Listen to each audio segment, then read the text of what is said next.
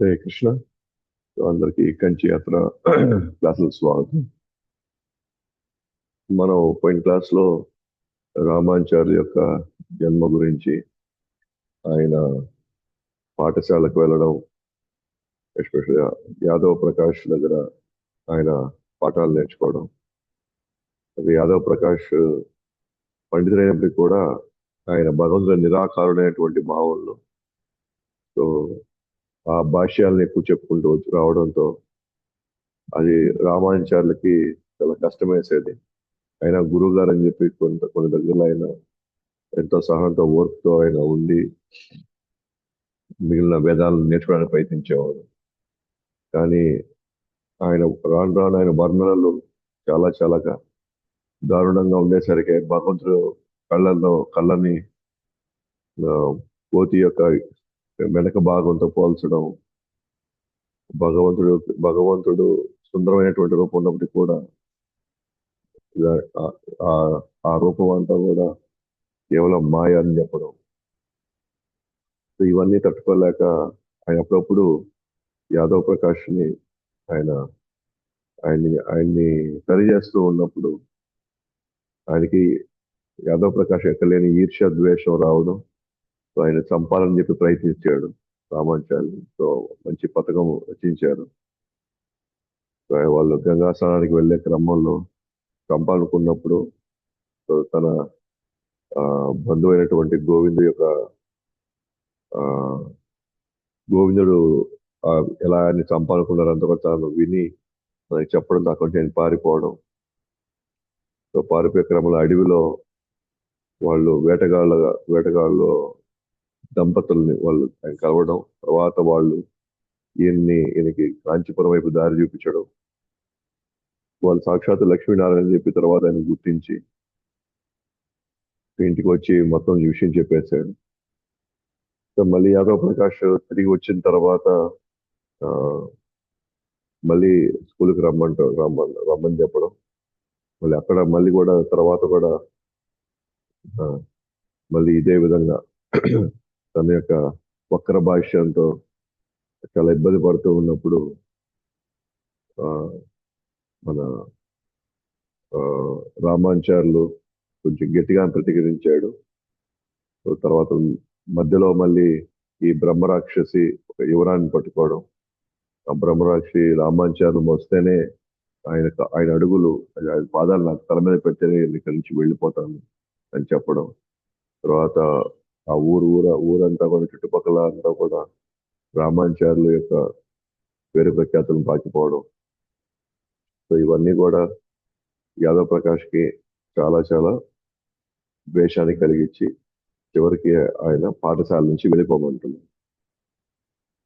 So అప్పుడు so పాఠశాల నుంచి వెళ్ళిపోమని తర్వాత సో కాంచీపూర్ణతో మంచి సాంగత్యం ఏర్పడుతుంది మన రామాచార్య వారికి. సో ఆ ఘట్టాలు ఇప్పుడు చూద్దాము. మనకు తెలిసిందే, యమునాచార్యులు ఆ వరదరాజ స్వామిని దర్శించుకు వచ్చినప్పుడు రామాచార్యులు యాదవ్ ప్రకాష్ యొక్క శిష్యుడిగా రామాచార్యుని చూసి తట్టుకోలేక వరదరాజ స్వామిని ఆయన ప్రార్థించడం జరిగింది, ఆయన త్వరగా అక్కడి నుంచి విడుదల చేయమని. సో ఆయన యొక్క ప్రార్థన మేరకే తర్వాత యాదవ్ ప్రకాష్ దగ్గర నుంచి పూర్తిగా ఆయన ఆ పాఠశాల నుంచి బయటకు రావడం జరిగింది. ఒక విధంగా చెప్పాలంటే ఒక శుద్ధ భక్తుడు లేదా ఆచార్యుడు భగవంతుని కోరుకోవడంగానే భగవంతుడు ఆ కోరికని మన్నిస్తున్నాడు అనమాట. సో అది నెరవేరుతుంది అక్కడ. సో తర్వాత మరుసటి రోజు ఒంటరిగా ఉన్న రామాచార్య కాంచీపురం కలుసుకుంటారు. ఇంకా పాఠశాల లేడు, పోయే పరిస్థితి లేదు కాబట్టి ఇంకా కాంచీపురం కలుసుకుంటారు అనమాట. ఎవరు ఈ కాంచీపురం అంటే చిన్నప్పటి నుండి వరదరాజ స్వామి సేవలో పూర్తిగా నిమగ్నమైంది. ఎండాకాలంలో చల్లగా ఉండాలని చెప్పి చామర తను ఏదైతే విసురుతున్నాడో దాన్ని నీటిలో ముంచి ఆ, రోజు ఆయనకి చల్లబడాలని విసిరేవాడు అనమాట. అయితే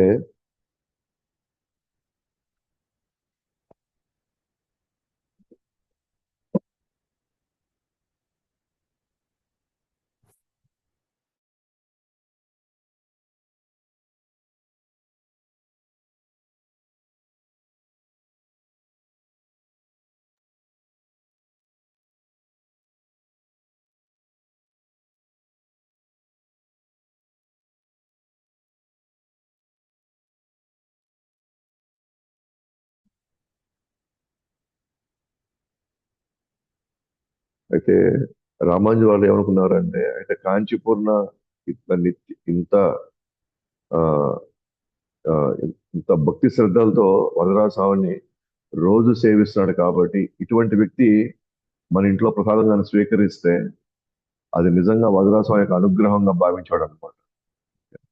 కానీ మనకు తెలిసిందే ఏంటంటే ఈ కాంచీపూర్ణ యాక్చువల్ గా అయితే ఒక శూద్రుడు. కానీ తన భక్తి శ్రద్ధలతో కానీ చూసుకుంటే కానీ మాత్రం బ్రాహ్మణులు సైతం ఆయన గౌరవిస్తారు. ఎందుకంటే సాక్షాత్ వరదరాజ స్వామి ఆయనతో మాట్లాడతారు కాంచీపూర్ణతో. సో కాబట్టి అతను శూద్రుడు అనేటువంటి భావన కాకుండా ఆయన ఒక గొప్ప భక్తుడిగా మన రామాంచార్యులు అనుకుంటూ ఆయనతో నిత్యం సాంగత్యంలో ఉండేవాడు అనమాట. సో ఆయన్ని ఆ, ఇంట్లో తన ప్రసాదానికి ఆహ్వానించడానికి తాను ఎప్పుడూ ఆ, ఆయన్ని కోరుకుంటూనే ఉంటారు ఇప్పుడు. ఎందుకంటే నిజంగా వచ్చి చూసుకుంటే అది వరదరాజ స్వామి యొక్క అనుగ్రహం అని భావించాడు అనమాట. అందుకనే ఈ సాంగత్యం దొరికింది కాబట్టి ఆ పాఠశాల నుంచి విముక్తి పొందడం అనేది చాలా చాలా ఆ, మంచిదయింది అని, ఎటువంటి బాధ లేదని చెప్పేసి కాంచీపురం శిక్షా గురువుగా స్వీకరించడానికి సిద్ధమవుతాడు అనమాట. కాంచీపురం తన గురువు కావాలని కోరుకుంటాడు. అయితే కాంచీపురం మాత్రం ఏమాత్రం అసలు ఒప్పుకోరు అనమాట. ఎందుకంటే ఒక శూద్రుడు బ్రాహ్మణుడికి గురువు ఎలా అవుతాడు? పైగా ఏమి చదువుకోలేదు. ఏదో వరదరాజ స్వామికి నేను చిన్న చిన్న సేవ చేసుకుంటూ జీవిస్తున్నాను. ఒక విధంగా చెప్పాలంటే బ్రాహ్మణులుగా మీరే నాకు గురువు అవ్వాలని చెప్పేసి కాంచీపూర్ణ వచ్చి రామాచార్యుని వేడుకున్నాడు అన్నమాట. మీరు నాకు గురువు అవ్వాలి తప్ప నాకు ఏదో చిన్న వాస్తవానికి కాంచీపూర్ణ ఏం చదువుకోలేదు, శాస్త్రాలు ఏం చదువుకోలేదు. సో కాబట్టి దయచేసి నన్ను నేను గురువుగా వ్యవహరించేటువంటి అసలు పరిస్థితే లేదు. ఎందుకంటే మీకు నేను చెప్పేటువంటి స్థితిలో నేను అసలు ఏం లేదని చెప్పేసి దాన్ని తిరస్కరిస్తాడు అనమాట. అప్పుడు రామాచార్యులు ఏమంటారంటే, భగవంతుడి సేవ లేని వేదజ్ఞానం అహంకారం గర్వానికి దారితీస్తుంది. సేవే సర్వశాస్త్ర సారం అని వెంటనే ప్రణామాలు చేస్తారు. ఇక్కడ శాస్త్రాలు చదవడం పెద్ద పాయింట్ కాదు. శాస్త్రాల ద్వారా అంతిమంగా మన భగవంతుడి సేవలోకి రాగలిగితే అదే అసలైనటువంటి సారము, వేదాలకు సారము.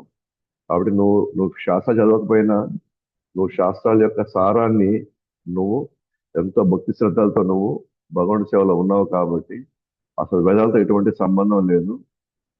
కాబట్టి నువ్వు దయచేసి నన్ను గురువుగా స్వీకరించని చెప్పేసి, సరే నన్ను మీ శిష్యుడిగా స్వీకరించండి అని చెప్పేసి ఆయన పాదాభివందనం చేస్తారు అనమాట.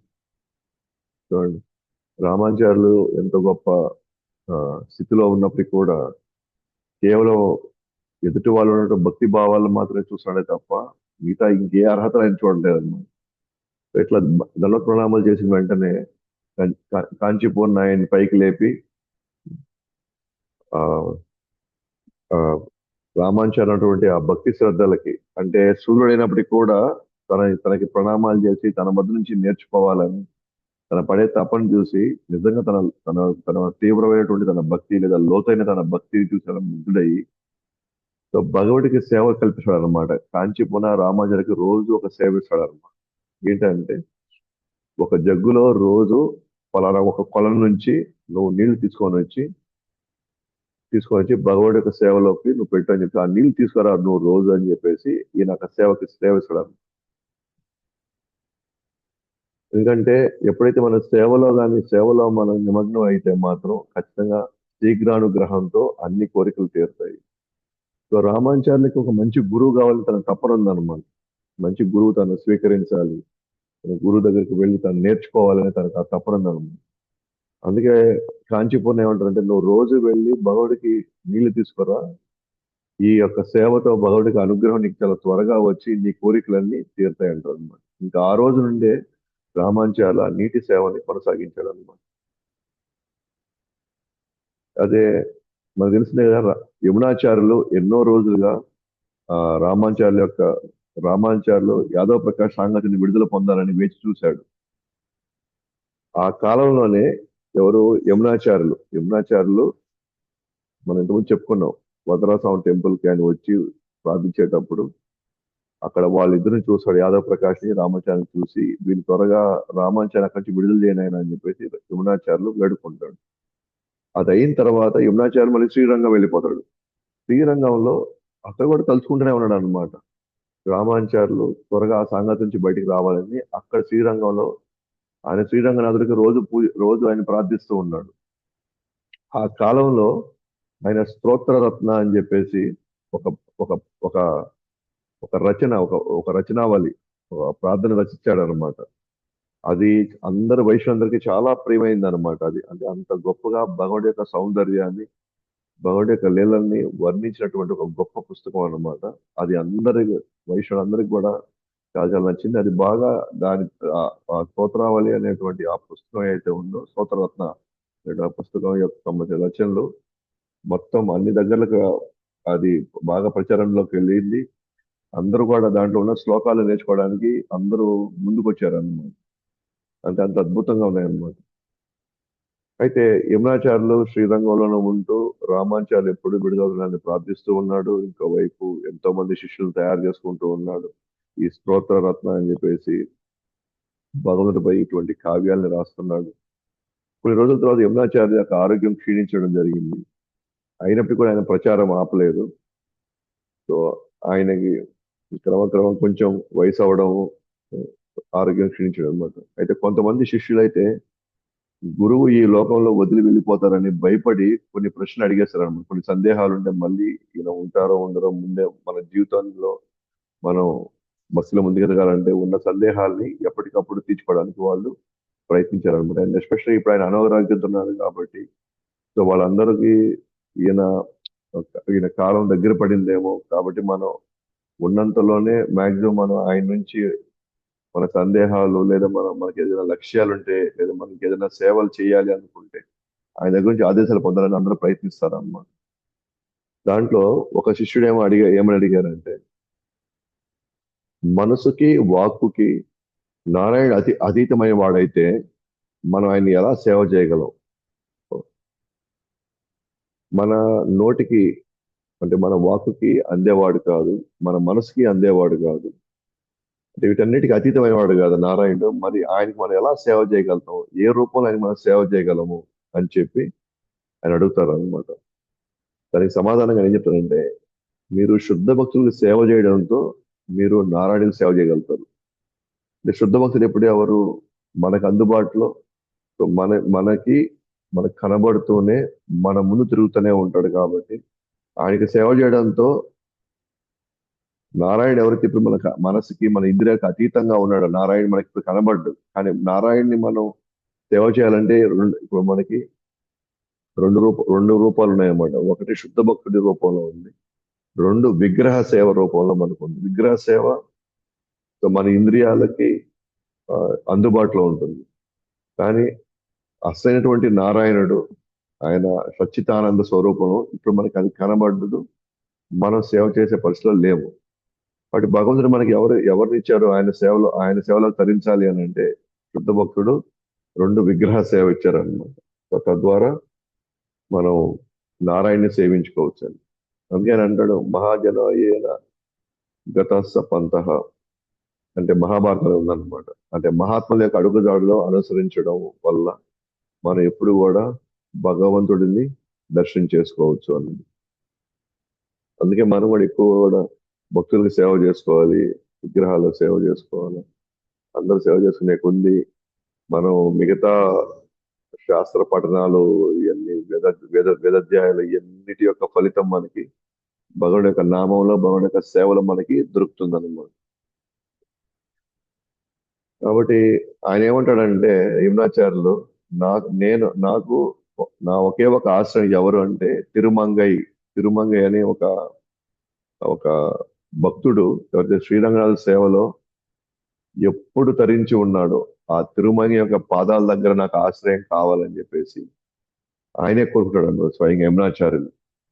అంటే భక్తుడి యొక్క అడుగుజాడల్లో, భక్తుడి యొక్క పాద పద్మాల దగ్గర నాకు దొరికే సేవే, అదే నాకు అసలైన ఆశ్రయం అని చెప్పి ఆయన చెప్పుకోవడంతో ఎవరైతే ఆ ప్రశ్న అడిగారో భక్తుడు అతని కళ్ళలోంచి నీళ్ళు కారాయన్నమాట. ఇంత పెద్ద ఆచార్యుడు భగవుడు యొక్క పాద పద్మాలు కాకుండా భగవుడికి సేవ చేసినటువంటి భక్తుడి యొక్క పాద పద్మాల దగ్గర తాను ఆ, తాను ఆశ్రయం పొందాలి అని తాను కోరుకోవడం తనకి నిజంగానే ఆ, తన కళ్ళలోంచి నీరు కారాయి అనమాట. మరి అప్పుడు ఆయన అడుగుతున్నారు, మీరు ఈ ప్రపంచానికి విడిచి వెళ్ళడానికి మీరు సిద్ధమయ్యారా, ఇంకా వెళ్ళిపోవాలని నిర్ణయం చేసుకున్నారా ఇంకా? అంటే వాళ్ళ బాధ ఏంటంటే, ఇంకా మాతో కొన్ని రోజులు మాతో పాటు ఉండొచ్చు కదా, అంటే మీరు నిర్ణయం తీసేసుకున్నారా వెళ్ళిపోవడానికి అన్నట్లుగా ఆ భక్తుడు అడిగారు అన్నమాట. అప్పుడు యమునాచార్య అంటారు, మీ వంటి వారు ఎప్పటికైనా జరిగే ఈ పరిణామాలు చూసి బాధపడతారా? ఇప్పటికైనా ఈ పరిణామాలు, మరణం అనేది ప్రతిసారి జరిగేది, ఎవరికైనా జరిగేది. ఇవి చూసి మనం ఎవరు బాధపడడానికి లేదు ఇక్కడ. అందులో నీలాంటి వాళ్ళు అంటే మీరు ఎన్నో సంవత్సరాల నుంచి మీరు భక్తి చేస్తున్నారు. మీకు తెలుసు మరణం అనేది తథ్యం, శరీరం అనేది అశాశ్వతం అని. కాబట్టి మీలాంటి వాళ్ళు కూడా ఈ పరిణామాలు చూసి బాధపడతారా? ఇదంతా నారాయణ యొక్క అనుగ్రహం. భగవంతుడు ఎలా కోరుకుంటే ఆయన ఇచ్చ స్వతంత్రం మేరకు ఇవన్నీ జరుగుతాయి. ఇవన్నీ కానీ మన ఇది భగవుడి యొక్క అనుగ్రహం కానీ అనుకుంటే మనం ఈ బాధలు సుఖాలు అవమానం నుంచి మనం ఈజీగా మనం భరించి ఆ నుంచి మనం బయటపడగలం. అలా మనం ఇది భగవుడి యొక్క అనుగ్రహం అని కానీ కాకుండా మనకేదో అన్యాయం జరిగింది అని కానీ అనుకుంటే మనం ఖచ్చితంగా మనం భగవంతుని నిందించడం, తర్వాత మనం అనేక పాపాలు చేయడానికి మనకు ఒక అవకాశం దొరుకుతుంది. అయితే ఎప్పుడైతే ఈయన సిద్ధమయ్యాడని తెలుసుకున్నారో ఆ టైంలో ఒక ఇద్దరు శిష్యులు మాత్రం మేము కూడా ఆత్మహత్య చేసేసుకుంటాము అని చెప్పి వాళ్ళు ఆవేదన వ్యక్తం చేశారు. గురువు లేనప్పుడు తర్వాత మనం దారి తప్పే, ఖచ్చితంగా మనం దారి తప్పిపోతాం, లేదా మనం ఎవరికి పోయి మన యొక్క సేవను చేయగలుగుతాం, ఎవరి ఆదేశాలు మనం సేవలు చేయగలం అని చెప్పి ఇద్దరు మాత్రం వాళ్ళు మేము ఆత్మహత్య చేసుకుంటామని చెప్పి వాళ్ళు నిశ్చయించుకొని వాళ్ళందరూ చెప్పేస్తున్నారు అనమాట. గురువు వెళ్ళిపోతే మేము కూడా మా జీవితాలను ముగిచ్చేసుకుంటాము అని. ఆ ఇద్దరు ఎవరంటే మహాపూర్ణ ఒకరు, తిరికొట్టయ్యోరు పూర్ణ. సో వీళ్ళిద్దరు ఆ మాట అంటారు అన్నమాట. అప్పుడు వేరే శిష్యుడు అంటారు, మరి మీరందరూ వెళ్ళిపోతే మా పరిస్థితి ఏంటి అని. అంటే మీ ఎంతో కొద్దిగా మీరు యమునాచార్యుల యొక్క సాంగత్యంలో మీరు చాలా మందిని మీరు వాళ్ళకి జీవితాలను ఇచ్చారు, వాళ్ళకి భక్తి నేర్పించారు. గురువుతో పాటు మీరు కూడా వెళ్ళిపోతే మరి మా పరిస్థితి ఏంటి అని చెప్పేసి వాళ్ళు అడిగారు అనమాట.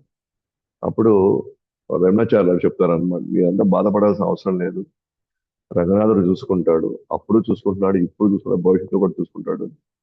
లేదా కొన్ని రోజులు మీకు రంగనాథుడి దగ్గర ఉండి ఆ, మీరు ఆ మీరు బయటికి వెళ్ళాల్సి వస్తే అప్పుడు మీరు తిరుపతిలో వెంకటేశ్వరుడిని మీరు ఆశ్రయించండి. లేదు అక్కడి నుంచి అయినా సరే మీరు కంచిలో వరదరాజ స్వామిని మీరు ఆశ్రయించండి. అలా మీ జీవిత కాలంలో ఇట్లా రంగనాథుడు కావచ్చు, వెంకటేశ్వరుడు కావచ్చు, లేకపోతే వరదరాజ స్వామి రేపు మీరు దర్శనం చేసుకుంటూ మీరు ఉన్నట్లు ఆ విధంగా మీరు భగవద్ యొక్క అనుగ్రహం మీకు ఎప్పుడు ఉంటుంది. భగవంతుడు అప్పుడు ఇప్పుడు ఎప్పుడు మిమ్మల్ని రక్షిస్తూనే ఉంటాడు. కాబట్టి దాని గురించి అంత బాధపడాల్సిన అవసరం లేదంటారు. అప్పుడు ఒక శిష్యుడు అడుగుతారు అనమాట, మీ శరీరాన్ని మేము దహనం చేయాలనా లేకపోతే మేము పూడ్చాలనా అంటారు. ఎందుకంటే వాళ్ళు ఆ, గురువుకి ఎలా కావాలో అలా చేయడానికి వాళ్ళు శిష్యులందరి ముందుంటారు కాబట్టి. సో గురువుని ఇక్కడ యమునాచార్య అడుగుతున్నారు అనమాట ఒక శిష్యుడు. అట్లా ఒక శిష్యుడు అడిగినప్పుడు కూడా ఆయన సమాధానం ఏమి ఇవ్వలేదన్నమాట. సమాధానం ఇవ్వకుండా యమునాచార్యులు తన మనసులో నారాయణుడిని పాదపద్మాలపై కేంద్రీకరించాడు అనమాట. ఏం చెప్పలేదు అక్కడ. శిష్యుడు అడగాల్సిన బాధ్యత శిష్యుడికి కూడా ఉంటుంది. లేదా ఒక్కోసారి గురువే చెప్తారు అనమాట, సో నా యొక్క దేహాన్ని ఈ విధంగా మీరు తర్వాత చేయండి అని. తర్వాత ఆ మరుసటి రోజే ఈ డిస్కషన్ జరుగుతుంది అనమాట శిష్యులు మధ్య, యమునాచార్యుల మధ్య. సో వాళ్ళ భవిష్యత్తు గురించి, తర్వాత వాళ్ళకి సందేహాలను తీర్చుకుంటున్నారు. సో యమునాచార్యులు వెళ్ళిపోతే సో వాళ్ళ పరిస్థితి ఏంటంటే కొంతమంది ఏమో ఆందోళన పడుతున్నారు. ఇట్లా రకరకాలుగా ఉన్నారు. అయితే మరుసటి రోజు శ్రీ రంగనాథుడి యొక్క పల్లకి సేవ జరుగుతుంది. పల్లకిని మోసుకుంటూ ఆ శ్రీరంగం అంతా తిరుగుతూ ఉంటే చాలా అందరూ వచ్చి ఆ దాని ఆ ఊరేగింపులో వెనకాలే వీళ్ళు కూడా వస్తూ ఉన్నారు అనమాట. చూడడానికి వేల మంది పోగయ్యారు. ఒక పూజారి అక్కడే మైమర్చిపోయాడు అనమాట. భగవంతుడి యొక్క దర్శనం చేయగానే ఒక్కసారి అక్కడ ఆయన మైమర్చిపోయి అక్కడికక్కడే ఆయన కింద పడిపోయాడు అనమాట. ఆయన అట్లా మైమర్చిపోయి కింద పడిపోయిన తర్వాత ఆయన నుంచి ఒక వాక్యం వస్తుంది అనమాట. ఏంటంటే, మహాపూర్ణ మరియు తిరుకొట్టియూరు పూర్ణ ఆత్మహత్య చేసుకోవడానికి వీలు లేదని అన్నాను అనమాట. అంటే వీళ్ళు ఆత్మహత్య చేసుకుంటారని ఆ పూజారికి తెలియదు. కానీ ఆ పూజారి మాత్రం అక్కడ సమస్యలు పడిపోయాడు. ఆయన నుంచి మాత్రం ఆ, ఈ యొక్క వాక్యం బయటకు వచ్చింది. ఎందుకంటే వీళ్ళిద్దరూ ఆత్మహత్య చేసుకోవాలని వీళ్ళు ప్రయత్నించారు కాబట్టి. సో ఆయన ఆ, ఒళ్ళు తెలియకుండానే స్పృహ తప్పి పడిపోయిన అతను ఆ, వీళ్ళిద్దరూ ఆత్మహత్య చేయడానికి వీలే లేదని చెప్పేసి ఆయన చెప్పడం జరుగుతుంది అనమాట. అయితే ఈ ఈ పూజారికి విషయం తెలియదు, కానీ ఈయన ఎలా చెప్పగలిగాడు వీళ్ళిద్దరూ ఆత్మహత్య చేసుకోకూడదు అని ఎలా చెప్పగలిగాడు? ఎందుకంటే ఆయన అసలు తెలియదు కదా వీళ్ళు ఆత్మహత్య చేసుకుంటారని. అప్పుడు దాని అర్థం ఏంటో అని చెప్పేసి కొంతమంది శిష్యులు ఇబ్నాచార్యకి బాగలేకపోయిన అనారోగ్యంతో ఉన్నప్పటికీ కూడా ఆయన అడిగారు అనమాట. అంటే ఆయన చెప్పాడు, ఆత్మహత్య అనేది మహాపాపం అది. ఆ కార్యం నుండి మిమ్మల్ని కాపాడు కొరకే రంగనాథుడే స్వయంగా పలికాడు. ఆ పూజారి ద్వారా రంగనాథుడే స్వయంగా పలికాడు. కాబట్టి ఆత్మహత్య మహాపాపం కాబట్టి సో తన భక్తులు ఎప్పుడు కూడా ఇటువంటి నిర్ణయాలు తీసుకోరాదని చెప్పేసి రంగనాథుడే స్వయంగా పలికాడని చెప్పారు యమునాచార్యులు. అప్పుడు ఆ తర్వాత ఈ విషయాన్ని చెప్పిన తర్వాత యమునాచార్యులు కళ్ళు మూసుకుని ధ్యానంలోకి వెళ్ళిపోయారు. అప్పుడు ఆయన 3 ఆదేశాలు ఇస్తారనమాట. ఎందుకంటే ఆయన వెళ్ళిపోతున్నాడు కాబట్టి తన శిష్యులందరికీ కూడా ఈ 3 ఆదేశాలని జీవిత కాలంలో పాటించమని చెప్పి చెప్తారనమాట. ఏంటంటే, రోజు భగవుడి పాదాల వద్ద ఒక పువ్వుని సమర్పించండి. అది 1వ ఆజ్ఞ.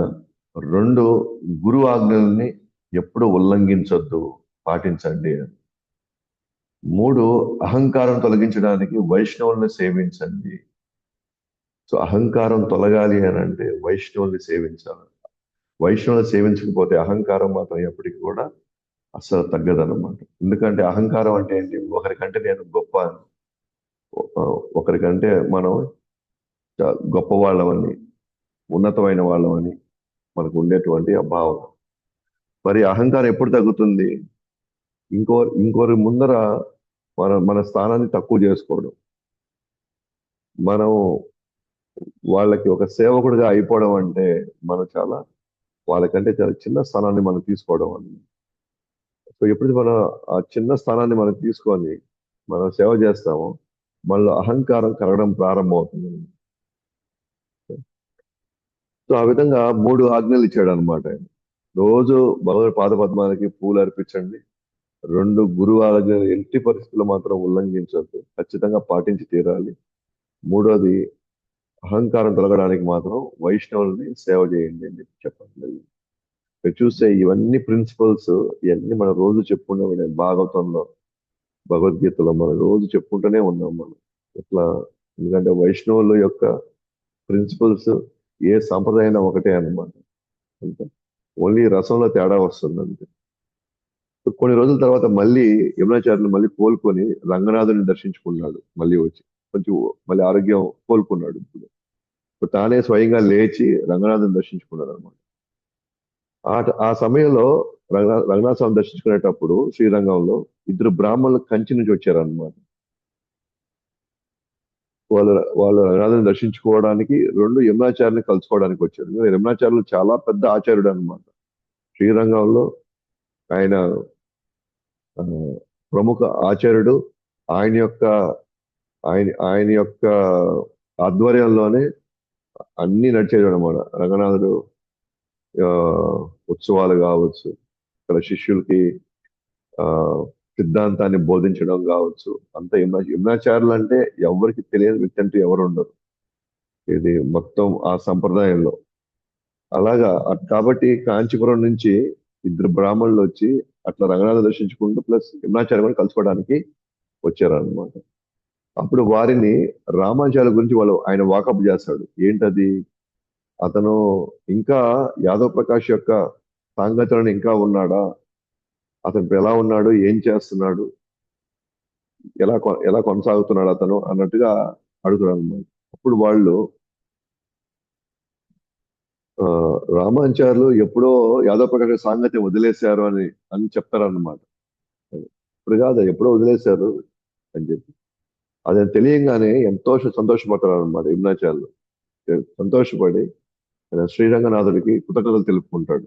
తను కోరుకున్నాడు. ఎందుకంటే ఇటువంటి ఇటువంటి గొప్ప ఆచార్యుడు అవ్వాల్సినటువంటి రామాచార్యులు ఎవరో మాయావాదుల యొక్క భాష్యంలోకి వెళ్ళి వాళ్ళ సాంగత్యంలో ఇతని యొక్క లక్ష్యం పూర్తిగా మారిపోతుందేమో అని భయపడ్డాడు.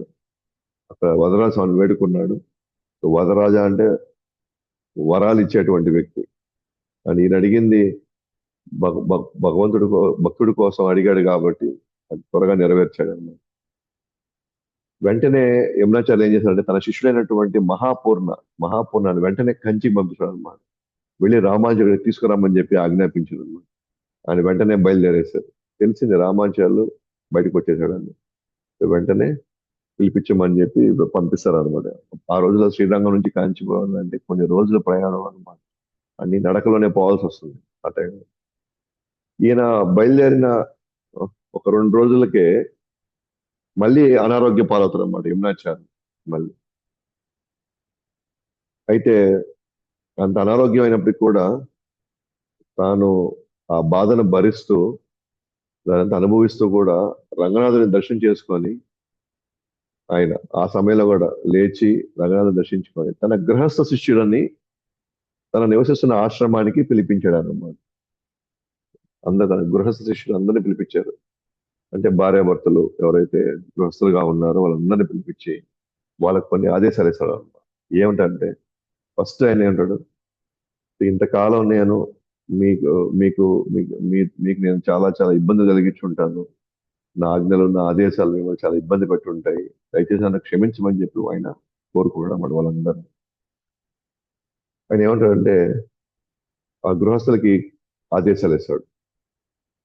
ఎవరైతే నా బ్రహ్మచారి సన్యాసి శిష్యులు ఉంటారో వాళ్ళందరినీ మీరు బాగా చూసుకోండి అని చెప్పి ఆయన ఆదేశిస్తాడు అన్నమాట. వాళ్ళని మీరు బాగా చూసుకోండి. ఎందుకంటే వాళ్ళకి వేరే కుటుంబాలు అంటూ లేవు. కాబట్టి వాళ్ళని మీరే చూసుకోవాలి. వాళ్ళ బాగోగులు మంచి చెడులన్నీ కూడా మీరే చూసుకోవాలని చెప్పేవాడు. ఇది ఫస్ట్ ఆదేశం.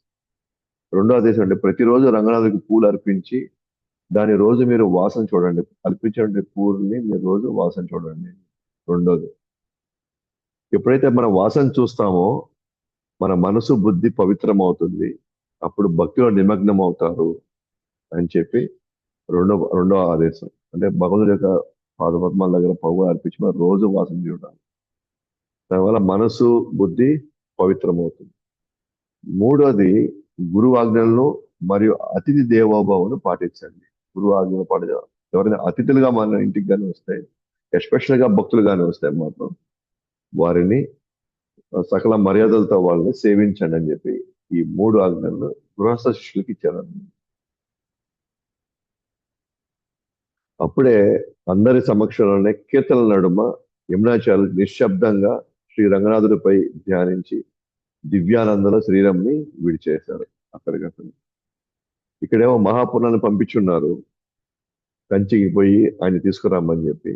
ఈ లోపల మహాపూర్ నాకు తెలియదు యమునాచార్యులకి మళ్ళీ అనారోగ్యం వచ్చింది. ఎందుకంటే ఆయన బయలుదేరే ముందర యమునాచార్యులు బాగానే ఉన్నారు. వెళ్ళిపోయిన ఒక 2 రోజుల తర్వాత ఈయనకి అనారోగ్యం వచ్చింది.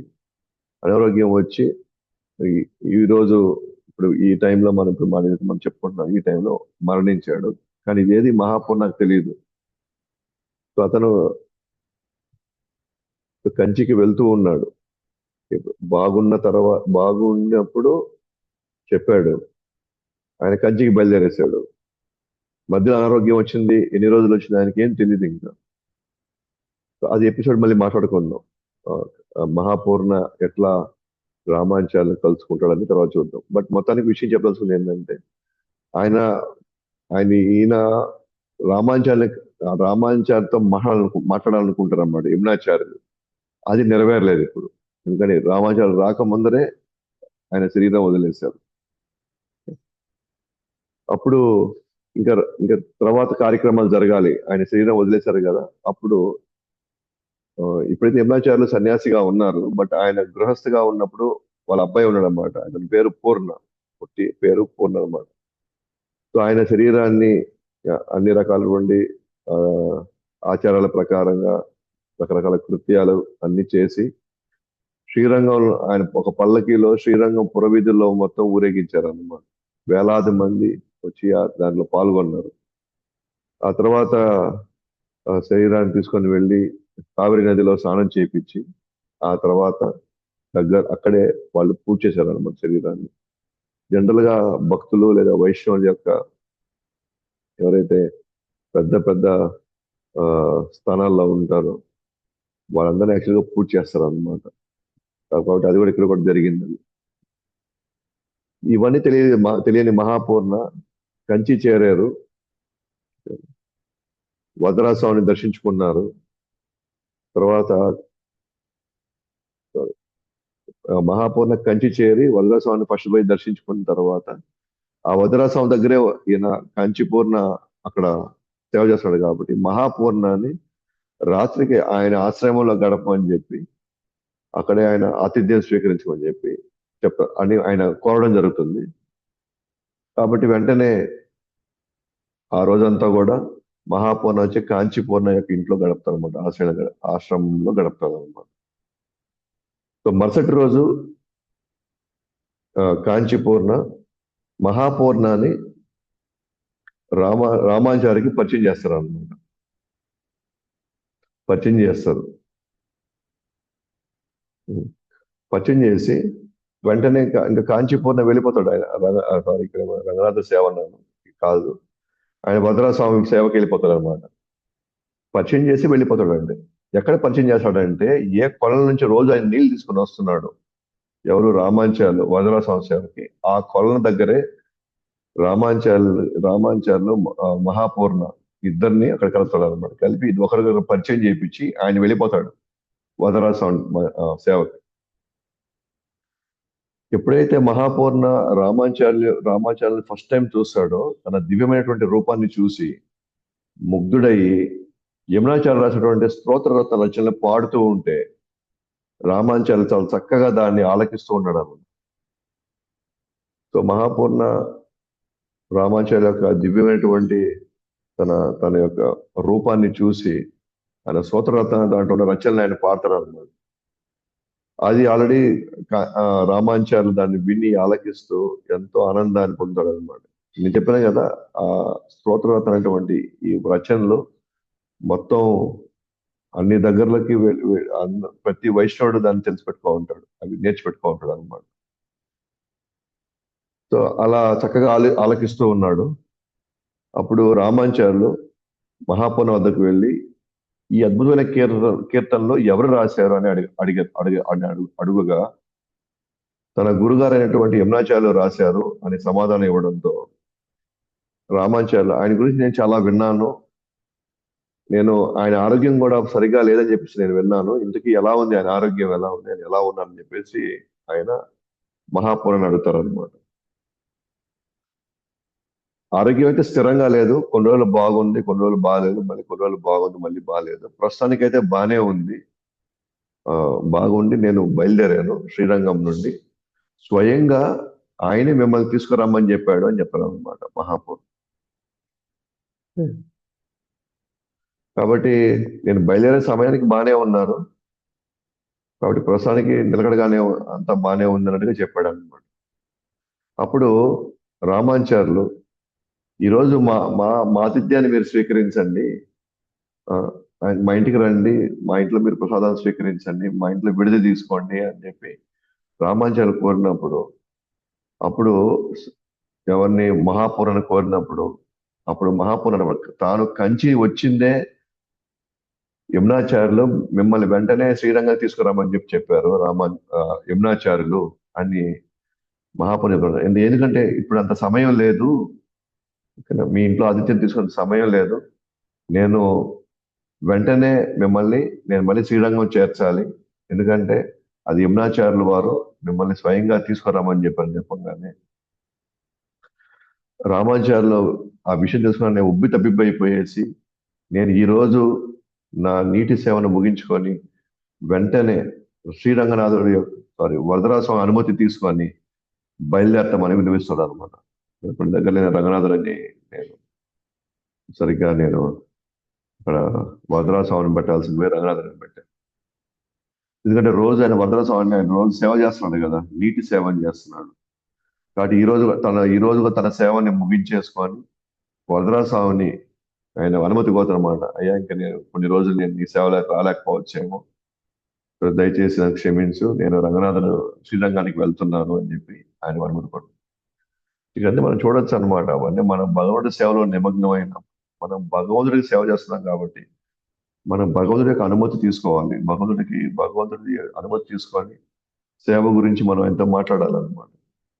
కానీ ఇప్పుడు మనం చూస్తా ఉన్నాం, సేవ ఇస్తే ఆ సేవకి సరిగా బాధ్యత తీసుకోరు, సరిగ్గా చెప్పరు, వస్తామని చెప్పరు, రామని చెప్పరు, ఆ, ఏది చెప్పరు అన్నమాట. కానీ ఇక్కడ మీరు గమనిస్తే వైష్ణవుల యొక్క జీవితాల్లో భగవంతుడితో ఎలా ముడిపడి ఉంటాయి వాళ్ళ జీవితాల్లో. వాళ్ళు శ్రీరంగంలో అరుణాచార్యులు పిలిచారని చెప్పి వెంటనే భగవంతుడి యొక్క అనుమతి తీసుకొని నేను ఇప్పుడు వెళ్తున్నానని చెప్పి ఆయన చెప్పుకుంటారు. ఆయన వచ్చి కాంచీపురం చెప్పడం లేదు, నేను వెళ్తున్నాను. సాక్షాత్తు వదరా స్వామికే చెప్తున్నారు అనమాట. అప్పుడు మహాపుని అడిగారు అనమాట, మీ ఇంట్లో వారి అనుమతి అవసరం లేదని అడిగారు. అప్పుడు రామాచార్య అంటారు, ఇక్కడ ఇటువంటి పరిస్థితుల్లో గురు ఆజ్ఞమే ముఖ్యమైంది, అది మాత్రమే చేయాల్సింది. ఇప్పుడు ఈ పరిస్థితుల్లో మన ఇంటికి వెళ్ళి వాళ్ళని ఒప్పించి వాళ్ళందరినీ సముదాయించి కారణాలు చెప్పి వాళ్ళందరినీ మనకు అంత టైం ఇప్పుడు లేదు. సో గురు ఆజ్ఞ మొట్టమొదటిగా దాన్ని మనం ఫస్ట్ దాన్ని కంప్లీట్ చేయాలి, ఆ తర్వాత మిగతా సంగతులన్నీ మనం చూసుకోవాలి అని చెప్పి. సో ఆయన ఇంటికి కూడా వెళ్ళి చెప్పకుండా వెంటనే బయలుదేరతారు వెంటనే. సో ఎప్పుడైతే వాళ్ళు శ్రీరంగం చేరతారో, ఓకేనా, శ్రీరంగం వాళ్ళు ఎప్పుడైతే చేరతారో మహాపూర్ణ ప్లస్ రామాచార్యులు ఇద్దరు వాళ్ళు వెంట ఫస్ట్ యమునాచార్య ఆశ్రమం గారికి వెళ్ళాలనుకుంటారు. కానీ అక్కడ వెళ్ళే సమయానికి ఇక్కడ అందరూ కూడా అక్కడ బాగా గుమిగుడి ఉన్నారనమాట, జనాలంతా కూడా అక్కడ. అయితే మహాపూర్ణ కొంచెం ఈ పరిస్థితి చూసి కొంచెం ఆందోళన చెందుతాడు అనమాట. ఏంటి ఇంతమంది ఉన్నారు ఇక్కడ, ఇంతమంది ఉన్నారని చెప్పేసి వాళ్ళందరినీ కొంచెం తోసుకుంటూ ముందుకు వెళ్తూ. సో ఒకరిద్దరిని అడిగారు అనమాట అక్కడ, ఏంటి ఎందుకు ఇట్లా వచ్చడం అంత సమావేశం అయిందని. అప్పుడు దాంట్లో ఒకరు వచ్చేసి యమునాచార్యులు అనేటువంటి ఒక వజ్రాన్ని ఈ భూమాత కోల్పోయిందని సమాధానం ఇచ్చారు. సో ఒక గొప్ప రత్నాన్ని ఈ భూమాత కోల్పోయిందని చెప్పేసి సమాధానం ఇచ్చినప్పుడు రామాచార్యులు ఎవరైతే కంచి నుంచి వచ్చాడో యమునాచార్యులు కలుసుకోవాలని, అతను అక్కడే ఆ వార్త విని అక్కడే కుప్పకూలిపోయాడు అనమాట. మహాపూర్ణ ఆవేదన చెంది దుఃఖాన్ని దిగిమింగుకొని అంటే తన చేతులతో తల కొట్టుకుంటాడు అనమాట. నాకు ఆఖరి చూపు లేకుండా పోయిందే, నేను ఆయన ఉన్నప్పుడు ఆయనతో చివరి క్షణాలు నేను లేకుండా పోయాను. సో ఈ ఎపిసోడ్ అంతా మనం చెప్పుకున్నాం కదా ఇందాక మనము, అదే ఆయన ఊరేగించారు, తర్వాత కావేరీలోకి వెళ్ళి స్నానం చేయించారు, ఆ తర్వాత పూడ్చారు అని. సో వీళ్ళు ఆ కంచి నుంచి బయలుదేరిన తర్వాత ఇప్పుడు వీళ్ళు ఆఖరి ఘట్టం వచ్చి చేరుకుంటారు అనమాట. ఏది ఆ కావేరిలో స్నానం చేసి చేయించారు చూసారా, అప్పుడు వచ్చి చేరుకుంటారు అనమాట వీళ్ళు. ఓకే. సో శ్రీరంగంలో యమునాచార్యులు బాగున్నప్పుడు మహాపురాన్ని పంపిస్తాడు కంచికి. ఈ లోపల కొన్ని రోజులు గడుస్తుంది. అండ్ చివరిగా ఆయన శరీరం వదిలే టైం వచ్చిన తర్వాత కావేరిలో స్నానం చేయించేటప్పుడు ఆయన శరీరాన్ని, ఈ లోపల మహాపూర్ణ కంచికి వెళ్ళడం, రామాచార్యులు కలుసుకోవడం, రామాచార్యులు స్వయంగా యమునాచార్యులను పిలిపించారని చెప్పి ఆయన చెప్పడం, వాళ్ళు బయలుదేరి రావడం, ఎక్కడికి వచ్చి కలుసుకుంటారంటే కావేరి నదిలో ఆయన స్నానం చేయించడం, అక్కడికి వచ్చి చూస్తారన్నమాట వాళ్ళు. అంటే వాళ్ళు చివరి క్షణాలు అంటే యమునాచార్యుల యొక్క శరీరాన్ని వాళ్ళు చూస్తారు వాళ్ళు. సో ఎప్పుడైతే ఈయన కుప్పకూలిపోయాడో రామాచార్యులు, ఏదైతే తహతహలాడుతున్నాడో ఒక గురువు కావాలని చెప్పేసి కాంచీపూర్ణ యొక్క కాలు మీద పడ్డాడు, నన్ను శిష్యుడిగా స్వీకరించమని. కానీ కాంచీపూర్ణ ఒప్పుకోలేదు, నేను శూద్రుడై ఉండి నాకు ఎటువంటి అర్హత లేదని చెప్పాడు. సో ఒక గురువు దగ్గర నేను ఉండాలి ఉండాలి, ఆయన దగ్గర నేర్చుకోవాలని చెప్పేసి తపన ఎందుకు తహతహలాడుతున్నాడు అనమాట. ఎందుకంటే ఆల్రెడీ యాదవ్ పైకి దగ్గరికి వెళ్ళాడు, కానీ అతనికి ఎటువంటి తన అనుభవం చాలా ఘోరంగా ఉండింది. కానీ మళ్ళీ గురువు కాదని కాంచీపూర్ణ యొక్క కాలు మీద పడ్డాడు. సో ఆయన అర్హత లేదని చెప్పాడు. అంటే రోజు రోజుకి తన తపన పెరుగుతుంది అనమాట, ఎట్లయినా గురువుని స్వీకరించాలి. ఆయనకి ఇప్పుడు ఏమనిపించింది, అబ్బా యమునాచార్య నాకు దొరికారు, ఇంక వెళ్ళి మనం ఆయన కాలు మీద పడి పోవచ్చు అనుకున్న టైంకి ఈయన వచ్చే లోపలే ఆయన తన శరీరాన్ని వదిలేశాడు. అందుకే అది తలుచుకొని ఆయన అక్కడే కుప్పకూలిపోయాడు అనమాట. అంటే ఎంత దురదృష్టవంతుడు నేను అన్నట్టు. ఎందుకంటే ఆ రోజుల్లో ఎన్ని రోజులు ప్రయాణించడానికి శ్రీరంగం టు కాంచీపురం, కాంచీపురం నుంచి మళ్ళీ శ్రీరంగం రావడానికి వాళ్ళు ఎన్ని ప్రమాదాలు, ఎన్ని ఆ, విపత్తులు వాళ్ళు అడవుల మధ్య వాళ్ళు ఎదుర్కొని వచ్చి ఉంటారు వాళ్ళు. సో సో ఇవన్నీ కూడా మహాపూర్ణ కూడా ఎంత ఆవేదనతో వాళ్ళతో విపరీతమైన దుఃఖంలో తాను ఆ చాలా కష్టంగా ఉందన్నమాట. తను ఎన్ని అతను చూస్తా ఉంటే అయినప్పటికీ కూడా కొంచెం తేరుకొని ఎట్లయినా సరే రామాంజన స్పృహలోకి తీసుకోవడానికి తన ప్రయత్నించాడు అనమాట. అప్పుడు ఆయన కొద్ది స్పృహలోకి తీసుకోవచ్చు, ఇదంతా భగవుడి యొక్క ఆజ్ఞ మేరకే జరుగుతా ఉంది, కాబట్టి ఇక్కడ బాధపడడానికి ఇక్కడ ఏమీ లేదని చెప్పేసి అతను ఓదార్చడం జరిగింది. అప్పుడు వీళ్ళిద్దరూ ఎవరు, మహాపూర్ణ మరియు రామాంచార్యులు ఇద్దరు కూడా, సో యమునాచార్యులు ఎక్కడైతే అక్కడ స్నానం చేపిస్తున్నారు, శరీరానికి ఎవరైతే వాళ్ళు అడుగుతున్నారో స్నానం చేపిస్తున్నారో ఆ శరీరాన్ని చూస్తూ ఉన్నారు అన్నమాట వీళ్ళిద్దరూ. అయితే మహాపూర్ణ పరిగెత్తుకుంటా వెళ్ళి యమునాచార్యుల కాళ్ళ మీద పడి ఆయన కన్నీరు మున్నీరు అవుతున్నాడు అనమాట. అంటే నేను ఆఖరి క్షణాల్లో నేను ఏం చెయ్యాలో యమునాచార్యుల దగ్గర నుంచి నేను ఆదేశం పొందలేకపోయానే అని. అయితే రామాచార్యులు కూడా కొంచెం కొంచెం పక్కనే ఉండి యమునాచార్యులను చూస్తూ ఉన్నారు అనమాట. ఆయన ముఖంలో ఇంకా ఆ జీవకళ అట్లా ఉట్టి పడతా ఉంది. జనరల్ గా ఆత్మ వెళ్ళిపోతే శరీరంలో ఆ కళ తప్పుతుంది, జీవకళ తప్పుతుంది. కానీ రామాంచార్యులకు మాత్రం ఆ ముఖంలో జీవకళ అట్లాగే ఉందన్నమాట. ఎంతో ప్రశాంతంగా ఉన్నట్టు తను గమనించాడు ఆచార్య. అంటే ఇక్కడే ఉన్నాడు, దీంట్లోనే ఇంకా ఉన్నాడు అనేటువంటి భావన కలిగింది. అయితే అలాగే రామాచార్యులు శరీరాన్ని చూస్తూ చూస్తూ చూస్తూ మొత్తాన్ని తీక్షణంగా గమనిస్తున్నాడు అనమాట. పాదాల దగ్గర నుంచి యమునాచార్యుల యొక్క ముఖం వరకు. అప్పుడు ఆయన ఏం గమనించాడంటే రామాచార్యుల యొక్క కుడి చేతిలో 3 వేళ్ళు ముడుచుకొని ఉన్నాయన్నమాట. ఎడం చేయేమో బానే ఉంది, అన్ని వేళ్ళు నిటారుగానే ఉన్నాయి. కానీ కుడి చేయిలో మాత్రం 3 వేళ్ళు ఆ, ముడుచుకో ఉన్నాయి అన్నమాట. అప్పుడు రామాచార్య అడిగారు అనమాట అక్కడ వాళ్ళు, ఇదే విధంగా ఆయనకి ఇదేమైనా అలవాటు ఏమైనా ఉందా, 3 వేళ్ళు ఎప్పుడు ముడుచుకొని ఉండడం అనేది దానికి అలవాటు ఏమైనా ఉన్నదా అని చెప్పేసి ఆయన అడిగారు అనమాట. లేదు లేదు, ఇట్లా ఎప్పుడు ఉండేవి కాదు, ఆయన ఆయన వేళ్ళు సాధారణంగానే నిటారుగానే ఉండేటివి, ఇట్లా ఎప్పుడు లేదని చెప్పాడు అనమాట. అయితే అక్కడ ఉన్న వాళ్ళు ప్రయత్నించారనమాట. అంటే వాళ్ళు వాళ్ళ బలాన్ని పెట్టి ఆ 3 వేలని నిటారుగా చేయడానికి వాళ్ళు ప్రయత్నించారు. కానీ ఆ 3 వేళ్ళు ఎంత దాన్ని నిటారుగా పెట్టాలని ప్రయత్నించినా కూడా అవి మళ్ళీ వెళ్ళి ముడుచుకుంటున్నాయి అనమాట. అంటే వాటిని స్ట్రైట్ చేయలేకపోయారు, స్థిరంగా చేయలేకపోయారు వాటిని. అయితే రామాచార్య అంటారు, అయితే భగవాన్ యొక్క అనుగ్రహంతో ఆ 3 వేలని నిటారుగా వచ్చేలా నేను చేయగలను.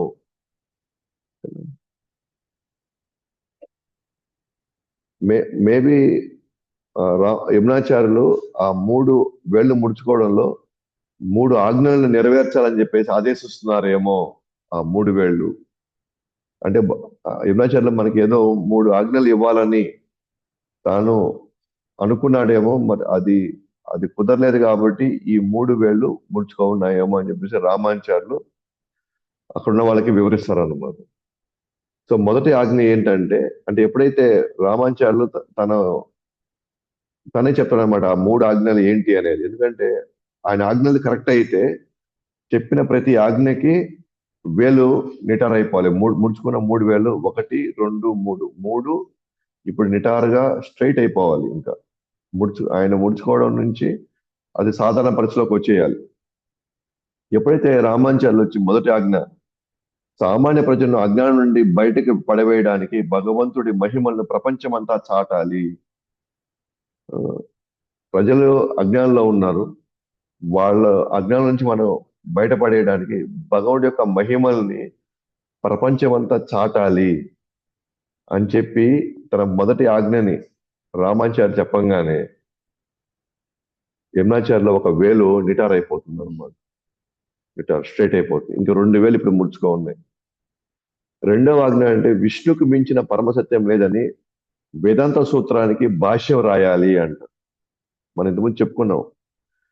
ఆ, ఏ విధంగా వాళ్ళు కాశ్మీర్కి వెళ్ళారు రామాచార్యులు, కురేషి, సో దాసరథి. సో వీళ్ళు ఎక్కడికి వెళ్ళారు? కాశ్మీర్కి వెళ్ళి అక్కడ బోధాయన వృత్తి అనే ఆ పుస్తకాన్ని తెచ్చుకొని దాంట్లో నుంచి వాళ్ళు స్త్రీ భాష్యాన్ని రాయాలనుకున్నారు వేదాంత సూత్రాకి. అది సో అది రెండో ఆజ్ఞ అన్నమాట. అంటే భగవంతుడికి మించిన పరమసత్యం ఇంకోటి లేదని వేదాంత సూత్రానికి భాష్యం రాయమని చెప్పి ఆయన కోరుకుంటున్నాడు. ఆయన ఆజ్ఞ అదే అని చెప్పేసి ఎప్పుడైతే రామాంచాలు అలా అంటారో రెండో వేలు కూడా ఆ, నిటారుగా ఉంటుంది. అది స్ట్రైట్ అయిపోతుంది. మూడో ఆజ్ఞ ఏంటంటే పరాశరముని గౌరవార్థం. పరాశరముని అంటే మనకు తెలుసు కదా, వ్యాసుడి యొక్క తండ్రి. ఆయనకి గౌరవార్థం ఒక వైష్ణవుడికి ఆ పేరు పెట్టాలి అని. పరాశర అనేటువంటి ఏదైతే పేరుందో వైష్ణవుల్లో భక్తులు ఉంటారో వాళ్ళకి ఒకరికి ఈ పేరు పెట్టాలని చెప్పేసి ఇది మూడో ఆజ్ఞని ఎప్పుడైతే రామాచార్యులు చెప్తారో మూడో వేలు కూడా స్ట్రైట్ అయిపోతుంది అనమాట. అంటే ఒక విధంగా చెప్పాలంటే యమునాచార్యుల హృదయంలో ఉన్నటువంటి ఏవైతే అసలైనటువంటి భావం ఉందో ఆ యొక్క ఆజ్ఞల్ని రామాచార్యులు పర్ఫెక్ట్ గా అర్థం చేసుకునేసరికి అందరికి అర్థమైందంటే నెక్స్ట్ ఆచార్యుడు రామాచార్యులే ఉంటారు అని. ఎందుకంటే వాళ్ళు మిగతా వాళ్ళు అసలు ఆ మూడు వేలు ఎందుకు ముడుచుకున్నాయని, ఒకవేళ ముడుచుకున్న వాటిని వాళ్ళు భౌతికంగా దాన్ని స్ట్రైట్ గా చేయాలనుకున్నా సరే వాళ్ళ వల్ల కాలేదు. ఎప్పుడైతే రామాచార్యులు వచ్చి ఈ విషయాల్ని తన తన మనసులో ఉన్నటువంటి భావాలను తాను ఎప్పుడైతే మొత్తం బయటికి చెప్పారో అది రామాచార్యులు ఒప్పుకున్నాడు అనమాట. ఒప్పుకోవడంతో మూడు వేళ్ళు ఇప్పుడు నిటారుగా అవి ఉన్నాయన్నమాట. అందుకనే అది ఒక్కొక్క ఆజ్ఞను బయటకు చెప్పగానే ఒక్కొక్క వేలు తెరుచుకున్నది. అందరూ ఆశ్చర్యంతో ఆనందంగా రామాచార్యులు మెచ్చుకున్నారు అనమాట. ఎందుకంటే యమునాచార్య హృదయాన్ని తెలుసుకున్నవాడు అని అప్పుడు అందరూ అంటారనమాట. ఆ బాధ్యతను తానే నెరవేర్చేలా అందరూ ప్రోత్సహించారు. ఆ మూడు ఆజ్ఞని రామాచార్యులనే చేయమన్నట్టుగా మీరే వీటి అమలయ్యేలా చూడండి.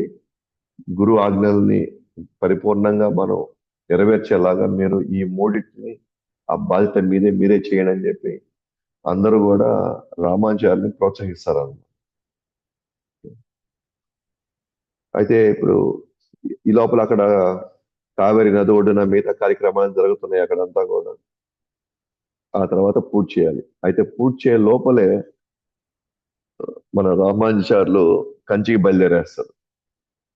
అందరూ వచ్చి ఏమంటారంటే శ్రీరంగనాథుని దర్శించుకోమని ఆ తర్వాత వెళ్ళమని చెప్పి అందరూ అంటే అప్పుడు రామాచార్యుడు నా చిరకాల కోరికను నెరవేర్చని ఆ భగవంతుడి యొక్క వికృత రూపం నేను చూడడం నాకు ఇష్టం లేదంటారు.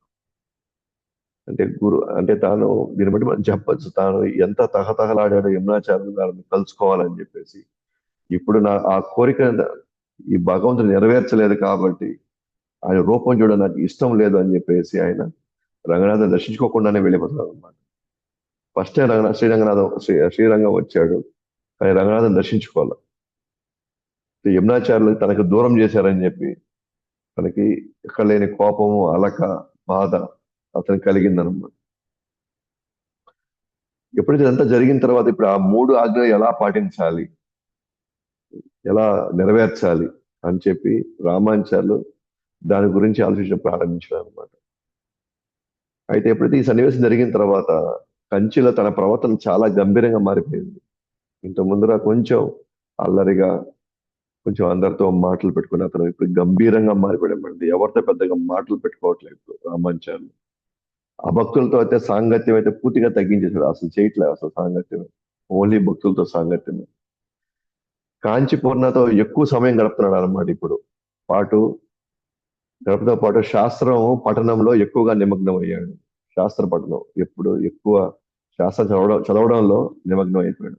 ఉంటే కాంచి పూర్ణతో, లేదంటే శాస్త్రం చదవడంతో, ఇంక వేరే పని, ఇంక వేరే ఏది పెట్టుకోలేదు అనమాట. ఎవరితోనూ ఆయన ఇంకా వెళ్ళి మాట్లాడడానికి ఇష్టపడట్లేదు. అయితే యమునాచార్యులు వెళ్ళిపోయిన ఒక 6 నెలలకి తన తల్లి కాంతిమతి కూడా ఆమె మరణిస్తుంది అనమాట. అప్పుడు తన భార్య రక్షాంబాల్ మాత్రమే ఉన్నది. రక్షాంబాల్ మాత్రం ఇప్పుడు ఉందన్నమాట. తల్లి కూడా వెళ్ళిపోయింది. అయితే ఆ రక్షాంబాల్ ఆమె ఎలా అంటే, ఆమెకి భక్తి కంటే కూడా ఆచారాలు సంప్రదాయాలకు మాత్రమే పెద్దపీట వేస్తుంది. భగవానుడి యొక్క భక్తి, సేవ, భగవానుడి యొక్క భగవానుడి యొక్క నియమాలు, భగవానుడి యొక్క కీర్తనలు, అంటే వాటి మీద పెద్ద శ్రద్ధ లేదనమాట. ఆమెకి ఎంతసేపు మన బ్రాహ్మణులు కాబట్టి మనం ఎలా ఉండాలి, మనం ఎంత శుద్ధంగా ఉండాలి, ఎవరికైనా శుద్ధుడికి మనం కానీ పెట్టాము అని అంటే మనం మళ్ళీ మొత్తం తుడిచి కడుక్కొని మళ్ళీ మనం స్నానం చేసి మళ్ళీ మన కోసం మనం వంట వండుకోవాలి. అంటే అట్లాంటి ఒక ఆచారం అన్నమాట, అట్లాంటి ఒక సంప్రదాయం. దాంట్లో ఆమె ఎక్కువ దాంట్లో నిమగ్నం ఉంటుంది అనమాట. అయితే ఎప్పుడైతే ఆమెకి అసలు భక్తి విలువ, భక్తి యొక్క ఆ సిద్ధాంతం ఆమెకి అర్థం కానప్పుడు, సో తన భర్త ఎప్పుడు చూసినా కాంచీపుర సాంగత్యం ఉండడం ఆమెకి ఏమాత్రం అసలు ఇష్టం లేదనమాట. ఎందుకంటే కాంచీపుర శూద్రుడు కదా, ఆ భర్త బ్రాహ్మణుడు, ఈ బ్రాహ్మణుడికి అశూద్రత పనే ఉంది. అట్లా అని చెప్పేసి గట్టిగా ఆయన్ని నిలదీయలేదన్నమాట. ఎందుకంటే కొంచెం రామాచార్య అంటే కొంచెం భయం ఉంటుంది. కానీ ఆమెకి ఏమాత్రం ఇష్టం లేదన్నమాట కాంచీపురతో తన భర్త సాంగత్యం చేయడం. అయితే రామాచార్యులు రోజు కాంచీపురం కలుసుకోవడం, సాంగత్యం తీసుకోవడం అంతా బానే ఉంది. కానీ యమునాచార్యులు ఆయన కలవలేకపోయాడే అన్నటువంటి ఆ బాధ మాత్రం ఇప్పటికీ అతనికి వేధిస్తూనే ఉందన్నమాట. అతను కలుసుకో ఉంటే అయిపోయి ఉండేది, ఇంకా చాలా హ్యాపీగా ఉండేవాడు. కానీ అతను యమునాచార్యుల్ని ఆయన ఉండంగా దర్శనం చేసుకోలేకపోవడం అనేది ఇప్పటికీ ఆయన వేధిస్తా ఉంది, బాధిస్తానే ఉంది.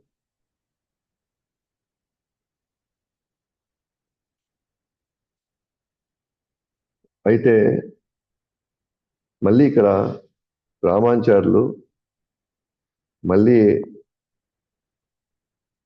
కాంచీపురానికి మళ్ళీ ప్రణామాలు చేసి తన శిష్యుడిగా స్వీకరించమని చెప్పి మళ్ళీ అభ్యర్థిస్తాడు మళ్ళీ. మళ్ళీ ఎందుకంటే యమునాచార్యులు శ్రీరంగం వెళ్ళాడు. యమునాచార్యులు ఇప్పుడు మళ్ళీ ఆయన లోకం వదిలి వెళ్ళిపోయాడు. మళ్ళీ తనకు గురువు కావాలి. ఇప్పుడు గురువు కోసం తహతలాడుతున్నాడు. మళ్ళీ అంతకుముందే కాంచీపురం చెప్పాడు, నేను అర్హుడిని కాదు, నా నేను ఒక శూద్రుడిని, సో అది నా నా వల్ల ఏది కాదని చెప్పి అప్పుడే తిరస్కరించేశాడు. కానీ ఇప్పుడు చూడండి, లేదు ఎట్లయినా సరే నాకు ఎవరో ఒకరు సాంగత్యంలో నేను భగవన్ సేవలో ఉండాలన్న తను ఆరాటపడుతూ ఉన్నాడు. మళ్ళీ శిష్యుడిగా నన్ను చేర్చుకోమని చెప్పేసి మళ్ళీ కాంచీపురాన్ని మళ్ళీ అడుగుతున్నాడు అన్నమాట రామాచార్య. ఇప్పుడు రామాచార్య అన్నాడు, ఒక శూద్రుడిగా బ్రాహ్మణుడికి నేను దీక్ష ఇవ్వలేను, భగవంతు మీద నమ్మకంతో ఉండు, అతి త్వరలో గురువు లభిస్తాడు అని చెప్పి వరదరాజ స్వామి సేవకు వెళ్ళిపోయాడు అనమాట.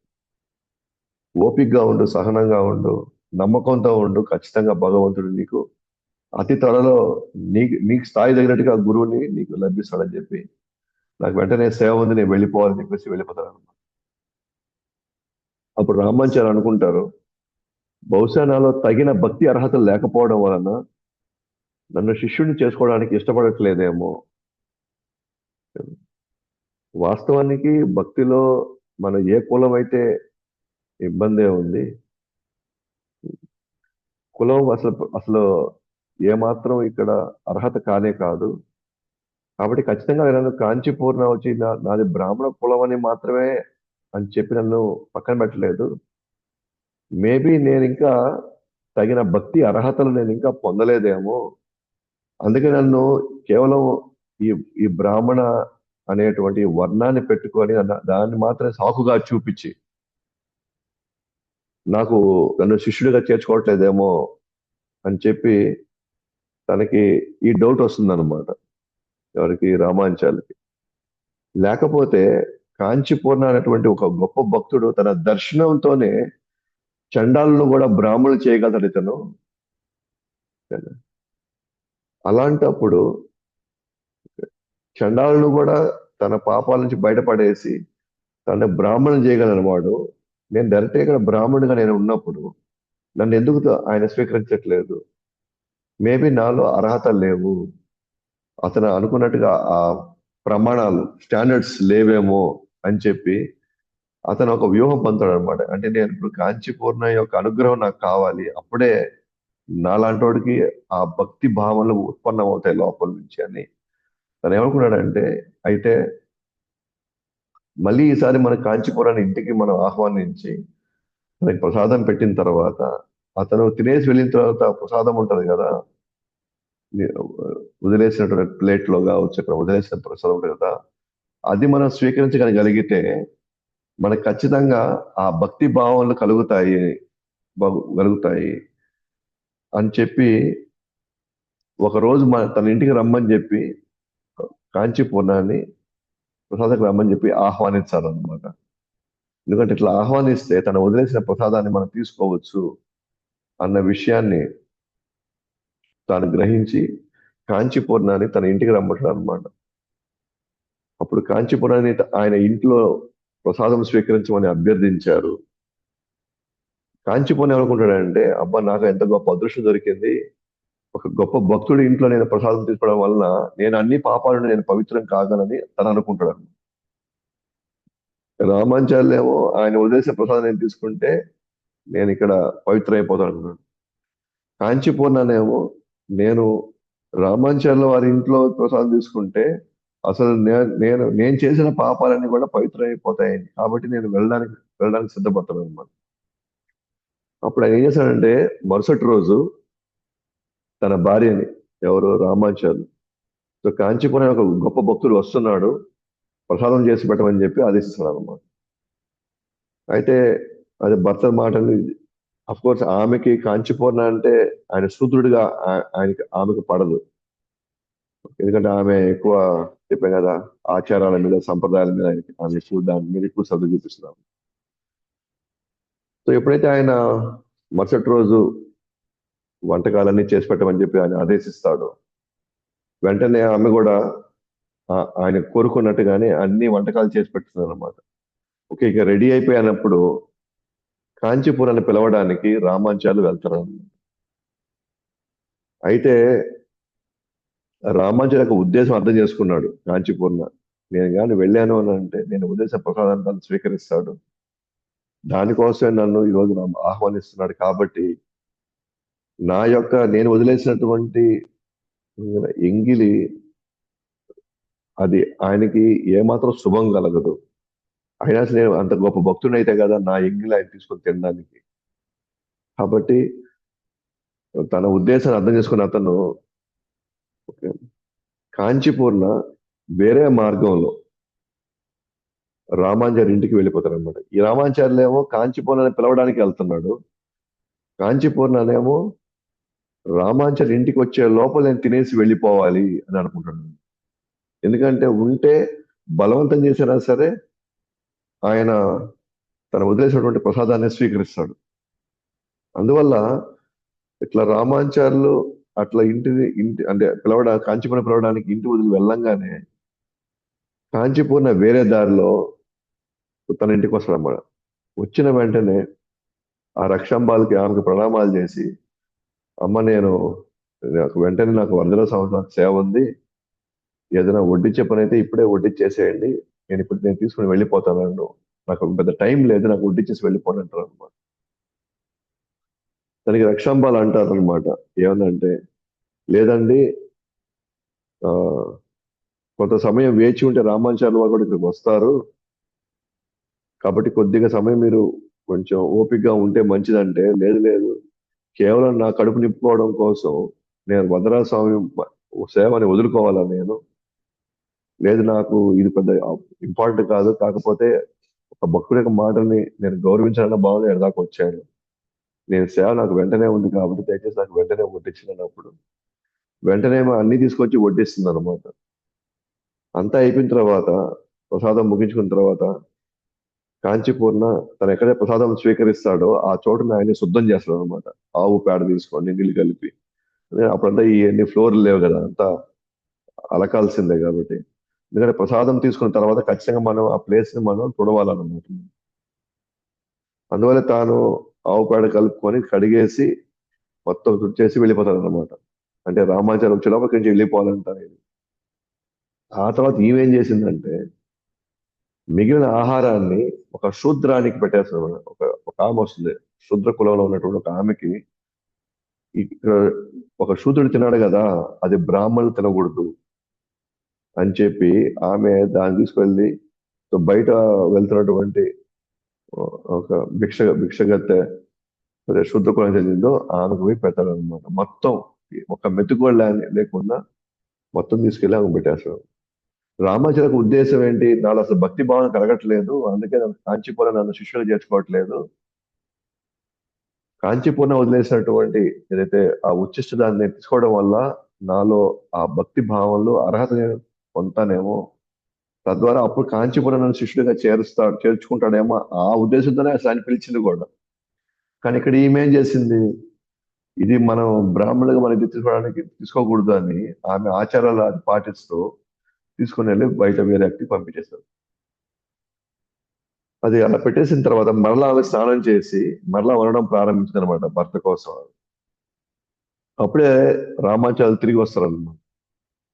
మళ్ళీ వండడం చూస్తాడు అనమాట. వండడం చూసి ఇందాకే కదా మొత్తం వండావు, మళ్ళీ నువ్వేంటి ఇప్పుడు మళ్ళీ వండుతున్నావు అంటే,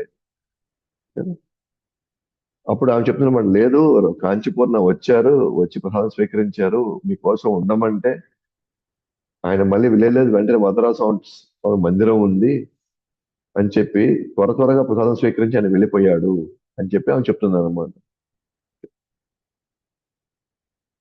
అప్పుడు ఆయన రామాచార్య అంటారు, అటైతే వెళ్ళిపోయారు కదా, మరి మిగిలిన ప్రసాదం తీసుకొచ్చి నాకు పెట్టు అంటాడు అనమాట.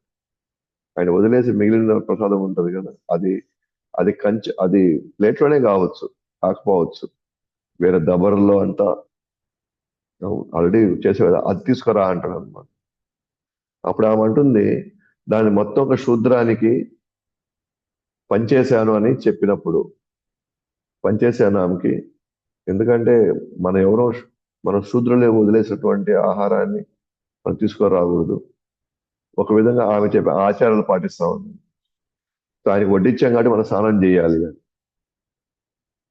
ఎంతో ఆగ్రహంతో, చాలా ఆవేశంతో ఉంటాడు అనమాట రామోజీ. ఎందుకంటే దానికోసం ఆయన ఎన్నో ప్లాన్లు వేసి ఆయన ఒప్పించి కాంచీపూర్ణని రమ్మని చెప్తే ఇట్లాంటి ఒక పని చేసిందని చెప్పేసి ఆగ్రహంతో, ఓరి మూర్ఖురాల, నేను ఎంత దురదృష్టవంతుడు, ఒక శుద్ధ భక్తుడి ఉచిష్టం నాకు నేను కోల్పోయాను అని ఎంతో బాధపడ్డాను. ఒక శుద్ధ భక్తుడి యొక్క ఉచిష్టను నేను నేను స్వీకరించలేకపోయాను అని చెప్పేసి ఎంతో బాధపడుతున్నాను. ఎంత దురదృష్టవంతుడు నేను అని. అయితే ఈ లోపల కాంచీపూర్ణ ఇక్కడ నుంచి వెళ్ళిపోయాడు కదా, తినేసి త్వరగా వెళ్ళిపోయాడు కదా సేవ కోసం అని. అక్కడ కాంచీపూర్ణ వరదరాజస్వామితో చెప్పుకుంటున్నాడు అన్నమాట. ఏమని చెప్పుకుంటున్నాడంటే, నన్ను ఏం చేయాలనుకుంటున్నావు నువ్వు? నన్ను ఏదో ప్రశాంతంగా ఒక చిన్న సేవలో నేను జీవితాన్ని గడపాలనుకుంటే నన్ను ఒక ఆచార్యుని చేయాలనుకుంటున్నావు నువ్వు అంటే, నన్ను ఏం చేయాలనుకుంటున్నావు నువ్వు నన్ను? ఈ రామాచార్యేమో, నీ శుద్ధ భక్తులైనటువంటి ఈ రామాచార్యులేమో నన్ను ఒక గొప్ప ఆచార్యుడి కింద, గొప్ప భక్తుడిగా నన్ను కొలుస్తున్నాడు. నాకు చాలా ఇబ్బంది కలుగుతా ఉంది. దయచేసి నాకు దాన్ని అనుమతిస్తే తిరుపతికి నేను వెళ్ళి నీ రూపమైన వెంకటేశ్వరుని నేను సేవ చేసుకుంటానని కోరగా వరదరాజ స్వామి అనుమతిస్తాడు అనమాట. చూడండి ఎలా భగవంతుడిని ఆయన ఏ విధంగా తను మాట్లాడుతున్నాడు. అసలు ఏం చేయాలనుకుంటున్నాడు అంటే, భక్తుడు ఎప్పుడు కూడా తాను గొప్ప ఆచార్యుడు అవ్వాలని, లేదా గొప్ప ఒక పీఠాధిపతి అవ్వాలని కోరుకోడు. తను దొరికిన సేవలో చాలా ఉన్నంత వరలో ఎంతవరకు చేయాలో చేయడానికి ప్రయత్నిస్తున్నాను అన్నమాట. అందుకే అసలు ఏం చేయాలనుకుంటున్నావు, నన్ను ఎందుకు మళ్ళీ మాయలో పెట్టాలనుకుంటున్నావు, నాకు ఎందుకు నువ్వు మళ్ళీ ఓకేనా, ఆ గొప్ప స్థానాన్ని ఏదో ఇచ్చి మళ్ళీ ఎందుకు నీ సేవకు నన్ను దూరం చేస్తున్నావు, నన్ను ఏదో ప్రశాంతంగా నేను ఒక చిన్న సేవలో జీవితాన్ని గడపాలనుకుంటే నన్ను ఆచరణ చేయాలనుకుంటున్నావు ఏంటి, అవన్నీ వద్దు, నాకు అది అవసరం లేదు, నాకు అర్హత కూడా లేదు. ఈయనేమో ఒక పక్క రామాచార్యులు నన్ను రోజు వాడు రావడం, నన్ను గురువుగా నన్ను శిష్యుడిగా స్వీకరించి చెప్పేసి నన్ను నన్ను రాచి రంపాన పెడుతున్నాడు. నాకు చాలా ఇబ్బంది కలుగుతా ఉంది రోజు రామాచార్యులు పోయి కలవడం, ఆయన మళ్ళీ నన్ను రోజు ఈ విధంగా నాకు చాలా కష్టంగా ఉంది, నేను ఉండలేకపోతున్నాను. అన్నప్పుడు అనుమతి కోరుతున్నాను అన్నమాట తిరుపతికి వెళ్ళి. నేను నువ్వు ఆ తిరుపతిలో వెంకటేశ్వరుడు నువ్వే, కాంచీపురం తర్వాత శ్రీరంగంలో రంగనాథుడు కూడా నువ్వే కాబట్టి నాకు దయచేసి నాకు అక్కడ అవకాశం ఇవ్వు, నేను అడిపి నేను సేవ చేసుకుంటాను. వెంటనే అనుమతి లభిస్తుంది అన్నమాట. 6 నెలల తర్వాత తిరుపతిలో అదే తిరుమలలో వెంకటేశ్వర స్వామిని పూజిస్తున్నప్పుడు ఆ, మన కాంచీపూర్ణ రాత్రి కల్లోకి వదరాస్వామి వచ్చి అక్కడ నాకు వేడిగా ఉంది, నాకు కాంచీపురంలో నాకు చాలా వేడిగా ఉంది, దయచేసి నువ్వు వచ్చేసేయ్, నీ నీ నీ చామర సేవను నువ్వు కొనసాగించమని చెప్పి మళ్ళీ ఆదేశం కల్లో. వెంటనే తిరిగి వచ్చేసాడు అనమాట. ఎవరు కాంచీపురం తిరిగి వచ్చి చాలా కాలం తర్వాత మళ్ళీ రామాచార్య కలుసుకుంటారు అనమాట. ఇరువురు సాంగత్యం చాలా సంతోషపడతారు అన్నమాట. చాలా సంతోషంగా ఉంటారు. 6 నెలలు అయింది కలుసుకోవాలని చెప్పి. ఇట్లా కొన్ని గంటల తర్వాత, కొన్ని గంటలు మాట్లాడుకున్న తర్వాత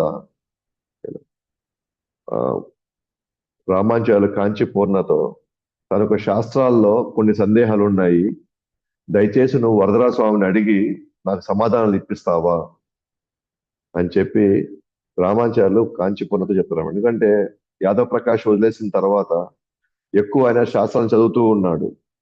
శాస్త్రాలు చదువుతున్నాడు కాబట్టి ఇంకా అతనికి ఎవరు గురువు లేరు కాబట్టి ఆ సందేహాలు అలాగే ఉండిపోయినాయి. కాంచీపూర్ణ ఏమో అంత చదువుకోలేదు కాబట్టి కాంచీపూర్ణ గొప్ప భక్తుడు అని తెలుసు కాబట్టి కాంచీపూర్ నాకు ఏం చెప్తానంటే, దయచేసి నా సందేహాలను నేను రేపు వచ్చి చెప్తాను నీకు, నువ్వు వదరా సాంగ్ చెప్పిన తర్వాత ఆయన దగ్గర నుంచి నాకు ఎట్లా నాకు సమాధానం ఇప్పించు, ఆ సందేహాలను తీర్చని చెప్పేసి అడుగుతాడు అనమాట. అయితే మరుసటి రోజు రామాచార్యులు వచ్చి తన సందేహాలు తెలపాలనుకునే లోపల, తన సందేహాలు ఇవి ఇవి ఇవి ఉన్నాయి, ఈ సందేహాలు ఉన్నాయని ఆయన చెప్పే లోపల కాంచీపూర్ణ ఆ సందేహాలన్నిటినీ ఆయన నివృత్తి చేసేస్తాడు అనమాట. ఎందుకని ఎట్లా అంటే రాత్రి కళ్ళ వదరస్వామి వచ్చి రేపు రామాచార్యులు ఏ ప్రశ్న అయితే అడగతాడో వాటన్నిటికీ ఆల్రెడీ సమాధానం చెప్పేస్తాడు అనమాట అని కాంచీపురం కల్లో వచ్చి అన్ని సమాధానం చెప్పేస్తాడు అనమాట. ముఖ్యంగా ఆ, వరదరాజస్వామి కాంచీపూర్ణత ఏమంటారంటే ముఖ్యంగా 4 శ్లోకాలు ఉన్నాయని భగవంతుడు నాకు తెలిపాడు, నీ సందేహాల్లో 4 శ్లోకాలు ఉన్నాయి, ఆ శ్లోకాల్లో యొక్క భావము దాని అర్థం నాకు నాకు వివరించడం చెప్పి ఒక 6 సందేహాలు తీరుస్తాడు అనమాట. ఏంటది? నేనే పరమ సత్యాన్ని, సృష్టి ఆరంభానికి మూలమైన భౌతిక ప్రకృతి నా నుండే ఉత్పన్నమైంది. అంటే బహుశా ఆయన ప్రశ్న ఏమై ఉండొచ్చు అంటే, రామానుజాలకు ప్రశ్న ఏమై ఉండొచ్చు అంటే, అసలు పరమ సత్యం ఎవరు, అన్నిటికీ మూలం ఎవరు అంటే, కొంతమంది నిరాకారము, దేవతలు, అట్లాగే గుణావతారాలు, మిగతా అవతారాలు అన్నిటికీ మూలం ఎవరు, ఆ పరమసత్యం ఎవరు అని ఆ ప్రశ్న అయి ఉండొచ్చు. దానికి నిస్సందేహంగా అది నేనే పరమసత్యాన్ని అని వరదరాజ స్వామి అక్కడ రివీల్ చేసేసాడు. రెండోది అంటే భగవంతుడు జీవుడు ఒకటేనా లేకపోతే వాళ్ళు వేరు వేరా? ఎందుకంటే మాయావాదులు నిరాకరణ అంటారు భగవంతుడు జీవుడు ఒకటే అనే భావనలో ఉంటారు అనమాట. అప్పుడు దానికి నివృత్తి చేస్తూ భగవంతుడు జీవుడు వేరు వేరు ఉనికి కలిగి ఉంటారు, ఇది శాశ్వత సత్యం, ఇది ఎప్పటికీ వాళ్ళు వేరుగానే ఉంటారు, ఇది ఐక్యమవడం అనేది జరగదు. ఇది రెండో సందేహాన్ని తీర్చాడు. మరి మోక్షానికి మార్గం ఏంటి అంటే భగవంతుడి శరణాగతి పొందడమే మోక్షానికి మార్గము అని చెప్తాడు అనమాట. 4వ దానికి, నా భక్తులు మరణ సమయంలో నన్ను స్మరించకపోయినా సరే వాళ్ళు ముక్తి పొందగలరు. నా భక్తులు ఒకవేళ చివరి క్షణంలో వాళ్ళు ఒకవేళ తలుచుకోలేకపోయినా సరే, వాళ్ళంతటా వాళ్ళు తలుచుకోలేకపోయినా సరే, వాళ్ళు ముక్తిని పొందగలుగుతారు. అది నా భక్తుడికి ఉన్నటువంటి వెసులుబాటు అది. ఓకేనా? అంటే అర్థం ఏంటి అంటే, ఒకవేళ అతను తలుచుకోకపోయినా నెక్స్ట్ స్టేట్మెంట్ అన్నమాట ఇది. భక్తుల శరీరం వదలగానే నేనే స్వయంగా నా ధామానికి నేను తీసుకెళ్ళిపోతాను. కానీ వాళ్ళు గుర్తుపెట్టుకోవాల్సిన అవసరం కూడా లేదు. జీవితకాలం వాళ్ళకి చేశారు. కాబట్టి అంతిమంగా అది నాది బాధ్యత అవుతుంది కాబట్టి నేనే వాళ్ళని స్వయంగా తీసుకొని వెళ్ళి ధామానికి తీసుకెళ్ళిపోతాను అంటున్నాను. అండ్ చివరిగా ఆఖరి సందేహాన్ని నివృత్తి చేస్తూ, నువ్వు వెంటనే మహాపూర్ణ యొక్క ఆశయాన్ని తీసుకొని ఆయన నువ్వు గురువుగా స్వీకరించు అని 6 సందేహాలు తీరుస్తాడు.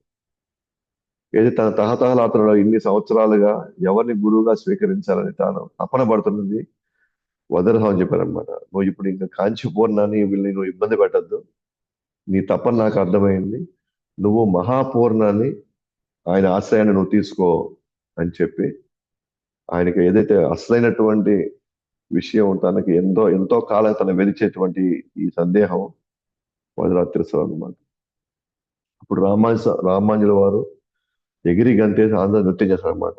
కృతజ్ఞతతో వదరాజ స్వామికి అలాగే కాంచీపూర్ణకి పాదవందన సమర్పించి ఆ మహాపురాన్ని కలుసుకోవడానికి ఆయన నుండి దీక్ష పొందడానికి వెంటనే శ్రీరంగం బయలుదేరారు. ఎందుకంటే మహాపూర్ణం అనేది శ్రీరంగం. సో ఆ విధంగా ఆ, ఈ ఈ ఈ మొత్తం ఎపిసోడ్ లో మనం రామానుచారులు కాంచీపూర్ణతో ఉన్నటువంటి అనుబంధం, ఓకేనా, వాళ్ళ సాంగత్యం, వాళ్ళ మధ్య జరిగినటువంటి అనేకటువంటి ఆ, లీలలు, ఇవన్నీ మనం చూసామన్నమాట. సో నెక్స్ట్ క్లాస్ లో ఎలా అయితే ఆయన మహాపూర్ణాన్ని కలుసుకునే లోపల మహాపూర్ణ కూడా ఈ ప్రపంచం వదిలి వెళ్ళిపోతారు అనమాట. మళ్ళీ యమునాచార్యులు పాపం కుదరలేదు. పోనీ ఇప్పుడు మనకి భగవానే చెప్పాడు కదా మహాపూర్ణాన్ని దీక్ష తీసుకోమని చెప్పి అని చెప్పాడు. ఈయన మహాపూర్ణానికి వెళ్ళి చేసుకునే లోపల మహాపూర్ణ కూడా ఇక్కడ నుంచి వదిలి వెళ్ళిపోతారు. అంటే రామాచార్య యొక్క జీవితంలో మనం చూడొచ్చు, తను తపన పడే కొంది భగవంతుడు కూడా ఎలాంటి పరిస్థితులు తీసుకొస్తున్నాడు, దానికి రామాచార్యులు ఏ విధంగా దానికి ప్రతిస్పందిస్తున్నాడు, తన జీవితం ఎలా ఎలా తాను ఎంత కోరుకున్నా సరే బలంగా ఆ, తనకి గురుతో ఉన్నటువంటి ఆ గురు ఆశయాన్ని తను తీసుకోలేకపోతున్నాడు. నిజంగా అంత ఈజీ కాదన్నమాట. గురువు దొరకడం, గురువు ఆశ్రయాన్ని స్వీకరించడం అంత ఈజీ కాదు. మనకి ఆ అవకాశం దొరికింది అంటే మనం దాన్ని పూర్తిసారి మనం వినియోగించుకోవాలన్నమాట. సో కాబట్టి నెక్స్ట్ క్లాస్ లో చూస్తాము ఎలా ఏ విధంగా ఆ, రామాచార్యుల యొక్క జీవితం గడుస్తుందో. జై శ్రీ శ్రీ కంచిధాम यात्रा की जय, अनंत कोटि वैष्णव वृंद की जय, जगत गुरु श्रील प्रभुपाद की जय, जय श्री रामानुचार्य की जय, हिताय गौर प्रेमानंद हरि हरि।